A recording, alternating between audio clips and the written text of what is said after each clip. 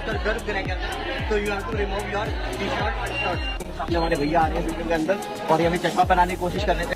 Hello guys, good morning. सुबह के 6 बजे है और हम जा रहे हैं सनराइज पॉइंट पे, जो कि कन्याकुमारी में एकदम समुद्र के पास है।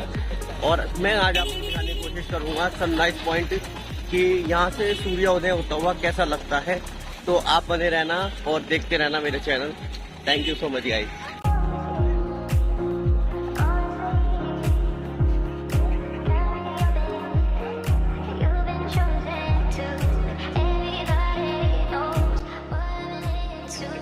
आज के सनराइज का कंक्लूजन जो रहा है वो ये है कि 6:10 पर जो है सूर्य उदय होता है, लेकिन मौसम बहुत ज़्यादा क्लाउडी है। मौसम क्लाउडी होने की वजह से सूर्य तो उदय हो चुका अपने टाइम पर 6:10 पर, लेकिन वो दिखाई नहीं दे रहा है। तो अभी क्या करते हैं, अभी हम जा रहे हैं वापस में होटल, नहाते हैं धोते हैं और आगे की अपनी प्लानिंग देखते हैं कि कैसे होने वाला है। और फिर हम आपको मिलते हैं। सामने हमारे भैया आ रहे हैं वीडियो के अंदर और ये हमें चश्मा बनाने की कोशिश कर रहे थे, लेकिन हमने मना कर दिया। तो अभी सीन कुछ इस तरीके का है। अभी हम वापस जा रहे हैं क्योंकि नहाना है वापस होटल में, फिर आगे आएंगे। Bye bye. भारत के सर्वश्रेष्ठ पुण्य स्थलों में से एक है कन्याकुमारी। इसके दक्षिण छोर में हिंद महासागर, अरेबियन समुद्र और बंगाल की खाड़ी के संगम पर कन्याकुमारी बसा है। कन्याकुमारी की पूर्व दिशा में बंगाल की खाड़ी, पश्चिम में अरेबियन समुद्र और दक्षिण में हिंद महासागर फैले हुए हैं। यहीं पर सूर्योदय और सूर्यास्त दोनों एक ही स्थान पर हम लोग देख सकते हैं। इस मनोरंजक दृश्य के दर्शन करने के लिए दुनिया के कोने कोने से लाखों यात्रीगण यहाँ पर आते हैं। साल के सभी दिनों में हम सूर्योदय का दृश्य देख सकते हैं, मगर अक्टूबर 15 से मार्च 15 तक ही दक्षिणायन में सूर्यास्त देख सकते हैं। कन्याकुमारी से 1 मील की दूरी पर एक पहाड़ी है जो मुरुगन कुनरम नाम से प्रसिद्ध है। यहाँ से सूर्योदय और सूर्यास्त एक एवं कन्याकुमारी का अद्भुत प्राकृतिक सौंदर्य का विस्तृत रूप आप लोग देख सकते हैं। पौराणिक कथा के अनुसार लोक कल्याण की भावना से भगवान परशुराम ने अपनी कुल्हाड़ी या परशु को दक्षिण दिशा की ओर फेंका। कुल्हाड़ी कन्याकुमारी में जा गिरी, जिससे कन्याकुमारी से गोवा तक की जमीन समुद्र से निकलकर बाहर दिख पड़ी।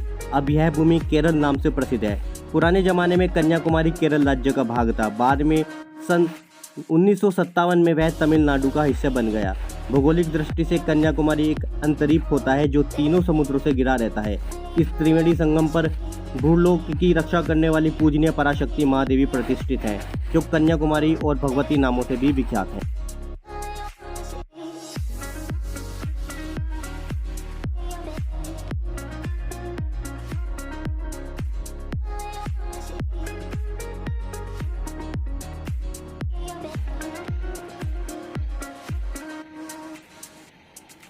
दोस्तों, यदि मैं आपको बताना चाहूँ कि कन्याकुमारी का जो वास्तुकला है वो द्रविड़ शैली पर आधारित है, जो कि चोला डायनेस्टी के द्वारा ही भारत में चलाया गया है। मध्य भारत से लेकर पूरे संपूर्ण दक्षिण भारत के अंदर जो है द्रविड़ शैली के आप अनेकों मंदिरों को देख सकते हो। और यदि मैं इसकी कथा के बारे में बात करता हूँ आपसे, तो कहा जाता है कि भगवान शिव ने असुर बानासुरन को वरदान दिया था कि कुंवारी कन्या के अलावा किसी के हाथों उसका वध नहीं होगा। प्राचीन काल में भारत पर शासन करने वाले राजा भरत को 8 पुत्री और 1 पुत्र उत्पन्न हुए थे। भरत ने अपने साम्राज्य को 9 बराबर हिस्सों में बांटकर अपनी संतानों को दे दिया। दक्षिण का हिस्सा उसकी पुत्री कुमारी को मिला। कुमारी को शक्ति देवी का अवतार माना जाता था। कुमारी ने दक्षिण भारत के इस हिस्से पर कुशलतापूर्वक शासन किया तथा साथ ही